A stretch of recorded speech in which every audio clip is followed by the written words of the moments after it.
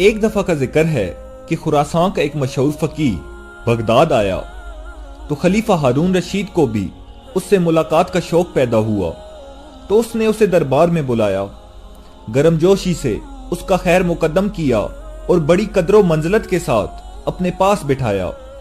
فقیہ اس عزت افزائی پر پھولے نہیں سما رہا تھا اور ہارون پر اپنے علم کی دھاک بٹھانے کی کوشش کر رہا تھا کہ اچانک بہلول دانا بھی کہیں سے پھرتے پھراتے دربار میں آ نکلے۔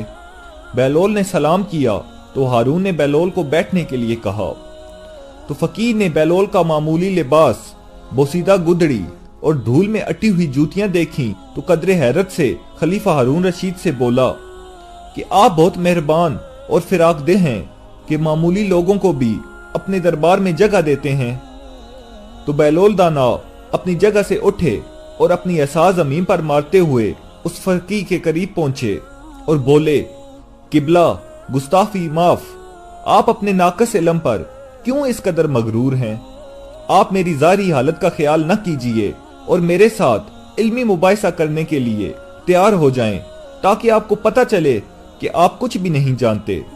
تو فقیہ نے غلط انداز سے حضرت بہلول کی طرف دیکھا اور بولا کہ میں نے سنا ہے کہ تو پاگل ہے اور میں پاگلوں سے مباحثہ نہیں کرتا۔ تو بہلول دانا نے مزے سے کہا، میں نے کب کہا کہ میں پاگل نہیں ہوں؟ میں تو اپنے پاگل پن کا خود اقرار کرتا ہوں، مگر آپ ہیں کہ آپ کو اپنی کم علمی کا کچھ پتہ نہیں ہے۔ تو ہارون نے قہر آلود نگاہوں سے بہلول کی طرف دیکھا اور بولا، بہلول خاموش رہو، تمہیں معلوم نہیں کہ یہ خراسان کے نامور فقیہ ہیں؟ تو بہلول نے اطمینان سے کہا، اسی لیے تو میں چاہتا ہوں کہ یہ مجھ سے علمی مباحثہ کر لیں۔ ہارون کو بھی علمی مباحثوں اور مناظروں کا بہت شوق تھا، تو وہ اس فقیہ سے بولا، کیا مذائقہ ہے، تمہیں بہلول کی دعوت قبول کر لینی چاہیے۔ تو فقیہ بولا، تو پھر میری ایک شرط ہوگی۔ تو ہارون نے اجازت دی اور بولا، تم جیسی چاہو شرائط طے کر لو۔ تو فقیہ بولا کہ میری شرط یہ ہے کہ میں بہلول سے ایک معمہ پوچھوں گا، اگر اس نے درست جواب دے دیا تو اسے 1000 اشرفیاں دوں گا، اور اگر یہ ناکام رہا تو مجھے 1000 اشرفیاں دینے کا پابند ہوگا۔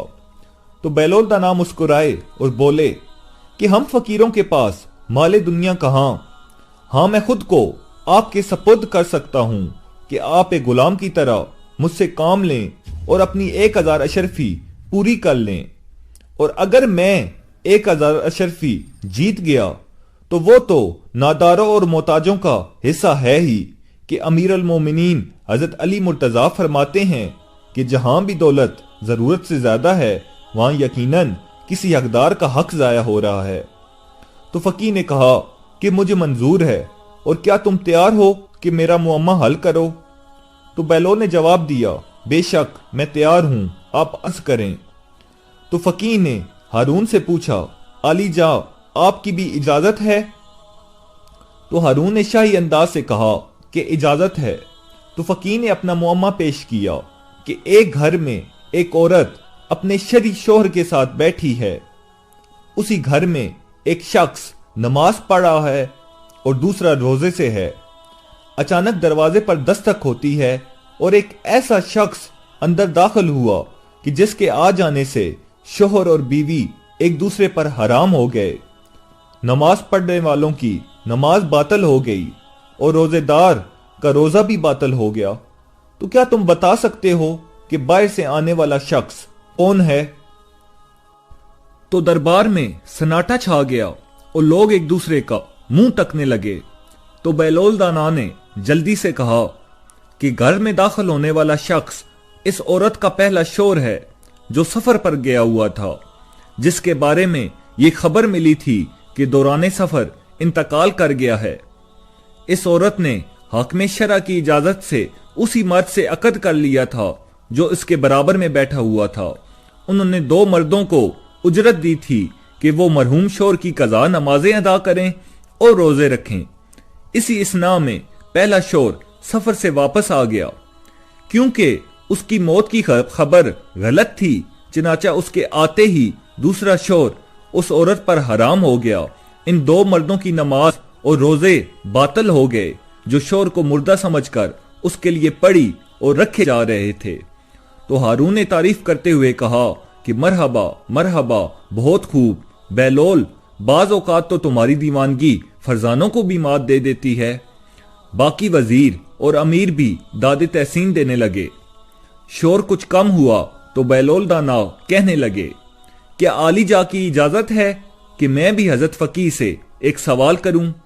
तो हारून ने कहा कि इजाजत है। तो बेलोल दाना ने फकीह से पूछा, क्या आप तैयार हैं? तो फकीह ने नाक चढ़ाकर कहा, जरूर पूछो। तो बेलोल दाना बोले कि फर्ज करें कि हमारे पास एक मटका शीरा और एक मटका सिरका मौजूद है। हम उससे सिकंजबीन तैयार करने के लिए एक प्याला सिरका और एक प्याला शीरा मटकों में से निकालते हैं और दोनों को किसी बर्तन में मिला देते हैं। इस वक्त पता चलता है कि इसमें तो एक चूहा मरा पड़ा है। तो क्या आप बता सकते हैं कि वो मरा हुआ चूहा सिरके के मटके में था या शीरे के मटके में? हारून महफूज हुआ और अहले दरबार भी मुस्कुराए। सबकी निगाहें फकीह पर लगी हुई थीं कि वो इस मुअम्मे को किस तरह हल करता है। वो गहरी सोच में गर्क हो गया और बहुत देर तक एक लफ्ज भी ना बोल सका। तो खलीफा हारून रशीद इतना इंतजार न कर सका और बोला कि बेलोल ने तो तुम्हारा मुअम्मा हल करने में एक लम्हा भी नहीं लगाया था, तुम्हें भी इसके सवाल का जवाब इसी तरह देना चाहिए।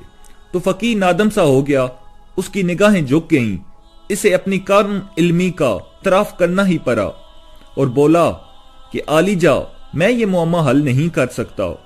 तो हारून ने बेलोल की तरफ देखा और बोला, बेलोल, बेहतर यही है कि तुम खुद इस मुअम्मे को हल कर दो।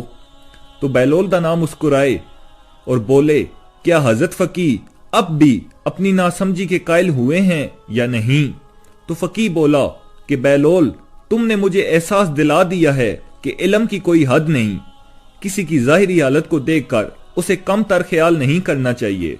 तो बेलोल दाना बोले, तो सुनिए जनाब, हमें चाहिए कि इस चूहे को सिकंजबीन से निकालकर अच्छी तरह धो लें, फिर इसका पेट चाक करें। अगर इसके पेट में सिरका हुआ तो समझें कि वो सिरके के मटके में था, और अगर शीरा हुआ तो फिर इसने शीरे में डुबकी लगाकर जान दी है। लिहाजा जो कुछ भी इसके पेट में हुआ इस शय के मटके को जाया कर देना चाहिए। तो अहले दरबार अश अश कर कर उठे। हारून भी बहुत महफूज हुआ। उसने बेलोल को आफरीन कही। फकीह ने सर झुकाया और 1000 अशरफी उसके सामने ढेर कर दी।